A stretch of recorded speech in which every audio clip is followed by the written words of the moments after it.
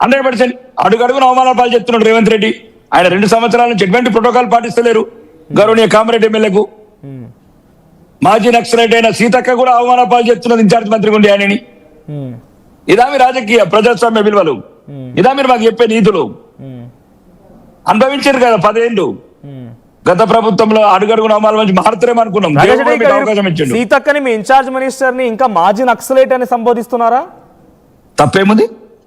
అంటే తను మాజీ నక్సలైట్ తప్పే. నేనేమంటున్నా అంటే మాజీ నక్సలైట్లు సమాజం మీద ఆర్తితోని సమాజం మీద పోయి సమాజం గురించి అడుగులోకి వెళ్ళిన అక్క గెలిచిన ఎమ్మెల్యేలను కూడా మంత్రి అని సంబోధిస్తారేమో అనుకున్నా, కానీ మీరు మాజీ నక్సలైట్. ఇప్పుడు పులన్ దేవన్ గారి బందిపోటు అంటారండి. గత బందిపోటు అంటారు, తర్వాత మెంబర్ ఆఫ్ పార్లమెంట్ అంటారు. ఆజీ మస్తాన్ కూడా పాప నేషనల్ పార్టీ పెట్టిండు. ఇష్యూ అక్కడ మాట్లాడేది కాదు. అంటే ఒక నక్సలైట్ అయి ఉండి సమాజ విలువలకు పాటుపడ్డ ఇప్పుడున్న ప్రస్తుత మహిళా మంత్రి సీతక్క గారు అవమానిస్తున్నాను. ఆమె కామారెడ్డికి వస్తే స్థానికంగా ఎమ్మెల్యేలకు చెప్పరు, ఆయన చేతి కింద ఓడిపోయిన వాళ్ళకి చెప్తారా?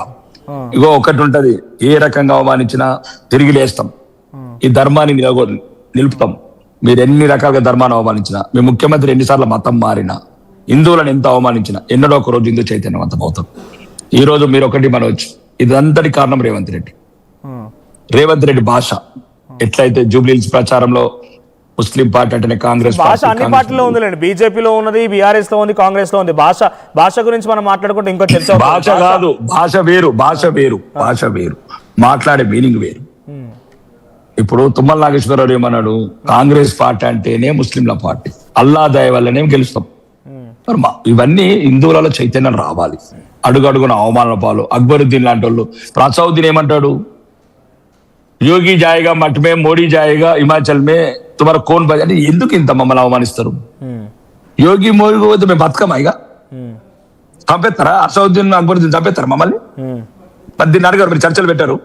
అంత ఈజీ ఏం కాదు. మనుషులు చంపుకోవడం అంత ఈజీ ఏం కాదు. రాజకీయ ఆరోపణలు ప్రత్యారోపణలు 6 సార్లు ఎంపీ అయినాడు, 6 సార్లు ఎమ్మెల్యే అయినాడు. ఈ మాటలు మాట్లాడితే మీరు వాళ్ళని ఏమడిగారండి?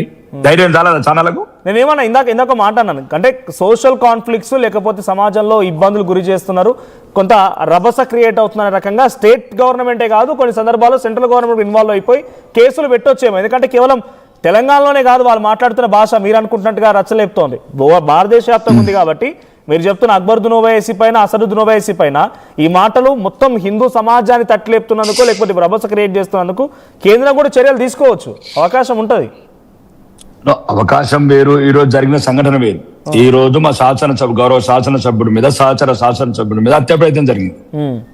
దాన్ని మేము నైతిక మద్దతు ఇవ్వడానికి, కార్యకర్తలకు మనోధైర్యం నింపడానికి వెళ్తున్నాం. మేమేది 100,000 మంది పాత బస్తీ ఎంఐఎం లీడర్ లాగా పోతలేమే. మేము గౌరవంగా మా గన్మెన్లు మేము పోతున్నాం. గన్మెన్ అంటే ఆల్రెడీ వాళ్ళకి ఇన్ఫర్మేషన్ ఉండే ఉంటుంది, గవర్నమెంట్తో కాంటాక్ట్ ఉంటారు డిపార్ట్మెంట్. మేమే 100,000 కార్లతో ర్యాలీగా పోతలేమే, అల్లాహు అక్బర్ అనుకుంటా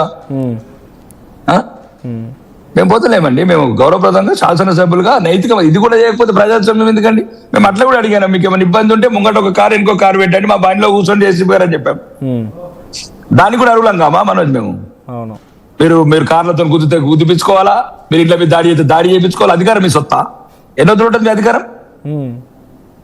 ఎన్నొద్దులు ఉంటుంది? రేవంత్ రెడ్డి అడుగుతున్నా, ఎన్నొద్దులు ఉంటుంది? శాశ్వతమా నువ్వు? ఎవడున్నాడు శాశ్వతం ఇప్పటి వరకు? ఆ రోజు ఒక రోజు రాదా? దేవుడు మాకు ఇవ్వడా? సో వచ్చిన రోజు అంటే మీరు డైరెక్ట్ వార్నింగ్ ఇస్తున్నారు, వచ్చిన రోజు మాత్రం రేవంత్ రెడ్డి గుంజుకెళ్తా అంటున్నారు, ఈడ్చుకెళ్తా అంటున్నారు. నన్ను ఇడ్చుకెళ్ళినట్టు ఇడ్చుకెళ్తా, తప్పేముంది అంటున్నా. ఓకే, దాన్ని తప్పేముంది అంటున్నా. అప్పుడు నువ్వు భలే ఉన్నాయింది అంటే వాళ్ళు ఊడ్చుకెళ్తే వాళ్ళు మేము శాసనసభ్యులం కాము, మా కోడు ఓట్లు వేయలేదు, కొడంగల్ ఆయన ఒక్కడే గెలిచిండు.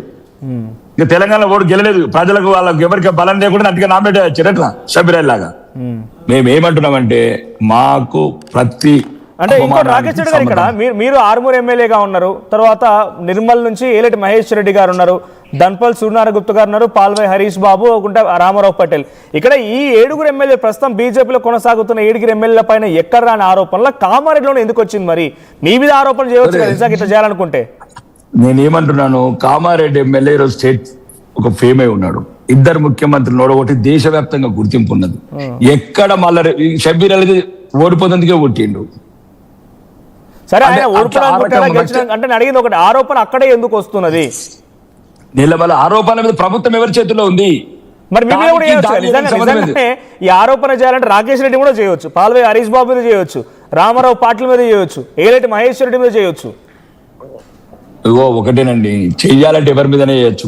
మళ్ళీ మీరు అక్కడికే పప్పులో కాలేస్తున్నారు మనోజ్. నేనేమంటాను, అధికారం ఎవరి చేతుల్లో ఉంది. మీకు ఒక గంట పని అండి వాళ్ళకి అనుకుంటే ఏ రకంగానే అతని మీద ఒక ఇమేజ్, బ్యాడ్ ఇమేజ్ చేయాలి. ఇదో క్లీన్ ఇమేజ్ లాగా ఉన్నాడు, నాన్ కరప్టెడ్ ఎమ్మెల్యే ఉన్నాడు. మీరు ఎక్కడ కామారెడ్డిలో మీరు సరే ఆర్టీవీ వాళ్ళు సర్వే చేయండి, రాజకీయాలకు వెళ్ళిపోవడం పక్కన పెట్టండి. కామారెడ్డి ఎమ్మెల్యే గురించి మీరు ఏదైనా సరే సర్వే చేసుకోవచ్చు, లేకపోతే ఒక ఏజెన్సీ, సెంట్రల్ ఏజెన్సీని పెట్టండి. అతని మీద ఏమైనా అవినీతి ఆరోపణలు కానీ ఏమన్నా కానీ, ఒకవేళ నేనే అనేది ఏంటంటే, ఒకవేళ అట్లాంటి ఏమన్నా ప్రభుత్వం మీ చేతుల్లో ఉంది, 2 సంవత్సరాలు అయితే అతను ఎమ్మెల్యేగా అయ్యి, మీరు చర్యలు తీసుకోవచ్చు కదా. దీనికి ఎందుకు మీరు ఇట్లా వ్యక్తులను దాడి చేసేందుకు ఇంటికి పంపడం ఏంది అంటున్నా. పోలీసులు అంటే మీరు మరి మాకేం ప్రొటెక్షన్ ఇస్తారు? ఎమ్మెల్యేకి రక్షణ లేకపోతే ప్రజలకి ఏం రక్షణ ఇస్తారు వీళ్ళు? అంతేనా కాదా? ఇప్పుడు ఇది తప్ప కాదు, ఎవరు అన్నట్టు ఇది రాష్ట్ర వ్యాప్తంగా గొంతెత్తాల్సిన సమస్య. ఒక అధికారంగా ప్రజలు ఎన్నుకోబడ్డ ఒక ఎమ్మెల్యే, అది కూడా సెన్సేషన్ ఎమ్మెల్యే, 2 ముఖ్యమంత్రులు ఒకటి ఇంతవరకు ఇండియాలో చరిత్రలో ఎక్కడ జరగలేదు. ఆ ఎమ్మెల్యే ఇంటి మీదకి దాడి మీద ఓటం ఏంది, వెహికల్ తీసుకొని పోలీసులు రక్షణ పెట్టకపోవడం ఏంది? ఇదంతా కుట్రలో భాగమని నేను అంటున్నా. హోంశాఖ ఎవరి దగ్గర ఉంది? ముఖ్యమంత్రి రేవంత్ రెడ్డి. పోలీసులు ఎందుకుంటారు మరి? ఆయనకి ఎక్కడో భయం పట్టుకుంది, మళ్ళీ ఎప్పుడైనా కొడంగల్ పడి తీర కూడా ఓడగొడతలేమని, షబ్బీరాల కింద జీవితంలో మళ్ళీ గెలవలేమని ఉంటాయని. ఇప్పుడు ఎవరి రాజకీయ ప్రజలు వాళ్ళకు ఉంటాయి. మనం వచ్చి మేమేమంటున్నాం, ప్రజాస్వామ్యయుతంగానే ఎదుర్కొంటాం, కానీ ఈట్కా జవాబ్ పద్ధతి తెస్తాం. అట్లానేది ఇది ఒక్క రోజుల పోయేది కాదు. ఇది 21 రాష్ట్రాల అధికారంలోకి వచ్చి ఎన్నో అవమానాలు ఎదుర్కొన్నాం. భారతీయ జనతా పార్టీ త్యాగాల పార్టీ అది.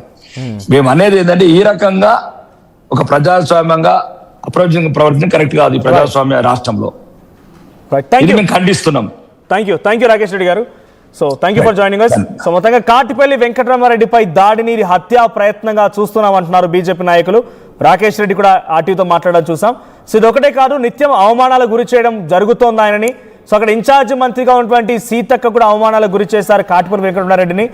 సో కాటిపల్లి అక్కడ మళ్ళీ ఏ రకంగా స్ట్రాంగ్ అవుతున్నారో చూసాము. 2 సార్లు ఆయన అక్కడ పోటీ చేసి 2 ముఖ్యమంత్రులు కూడా ఓడగొట్టారు. కాబట్టి ఆయన నేమ్ని డీఫేమ్ చేయడం కోసం మాత్రమే ఈ కుట్రలు.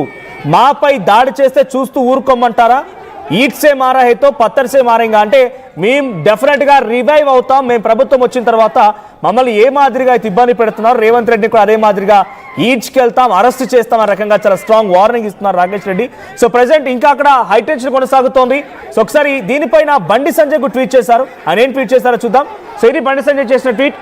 Strongly condemn the attack on Kamareddy MLA Katipalli Venkataramareddy గారు's camp office. Is this your Prajapalana? Are arguments now answered with stones and attacks? When BJP is the only party that can defeat both BRS and Congress, is this kind of revenge politics being encouraged? So మీదీన Prajapalana question చేస్తూ ఆర్గ్యుమెంట్స్ని బండలతో సమాధానం చెప్తారా, అటాక్స్తో సమాధానం చెప్తారా? So మేము మాత్రమే BRS కాంగ్రెస్ని ఓడించగలం, దానికి రివెంజ్ పాలిటిక్స్ ఈ రకంగా ఉంటాయా, ఇలాంటివి ఎంకరేజ్ చేస్తున్నారా అని చెప్పి బండి సంజయ్ క్వశ్చన్ చేస్తున్నారు. If an MLAs office it self is not in safe, what about the common man in Telangana? What is the home minister who is also the chief minister doing? What were the intelligence teams tracking? If an elected representative does not get protection, then who will? Elected రిప్రజెంటేటివ్గా ఆయనకే పూర్తి స్థాయి రక్షణ లేకపోతే సామాన్యమైనటువంటి వ్యక్తులకు ఏం రక్షణ కల్పిస్తున్నారు? Law and order is not a favour, it's the first duty of any public representative or the common man. So ఇక్కడ పొలిటికల్ వయలెన్స్కి కారణమవుతుంది అంటున్నారు. So this the first duty of any government, stop shielding political వయలెన్స్కి కారణం అవుతున్నారు అని చెప్పి కూడా బండి సంజయ్ ట్వీట్ చేయడం చూస్తున్నాం. సో ఇదొకటే కాదు, ఏకంగా బీజేపీ రాష్ట్ర యంత్రాంగం మొత్తం కూడా ఇప్పుడు కాటిపల్లి వెంకటరామారెడ్డికి మద్దతుగా బయలుదేరే క్రమంలో అందరినీ కూడా అరెస్ట్ చేశారు. బీజేపీ ఎల్పీ నేత ఎల్లటి మహేశ్వర్ రెడ్డిని అరెస్ట్ చేశారు. ఆర్మూర్ ఎమ్మెల్యే పైడి రాకేష్ రెడ్డి అరెస్ట్ చేశారు. సో పెద్ద ఎత్తున అరెస్ట్ల పర్వం కొనసాగుతుంది. ఒకసారి దీనిపైన బీజేపీ రాష్ట్ర అధ్యక్షుడు రామచంద్రరావు కూడా మాట్లాడుకొచ్చారు. ఆయన ఏం మాట్లాడారో చూద్దాం.